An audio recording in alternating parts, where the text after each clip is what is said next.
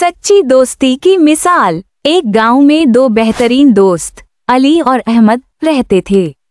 वो दोनों बचपन से एक दूसरे के साथ खेलते, पढ़ते और हर मुश्किल वक्त में एक दूसरे का साथ देते थे। एक दिन गांव में एक बहुत बड़ा मेला लगा। अली ने अहमद से कहा कि वो दोनों मेले में जाएंगे और खूब मजे करेंगे। मेले में हर तरफ खुशी और हर तरफ चहल पहल थी। अली ने एक खूबसूरत खिलौना देखा, मगर उसके पास पैसे नहीं थे।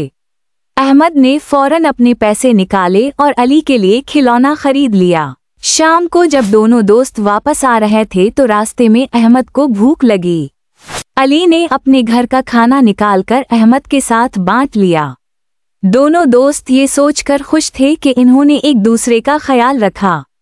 वक्त गुजरता गया और दोनों दोस्त बड़े हो गए, लेकिन उनकी दोस्ती हमेशा मजबूत रही।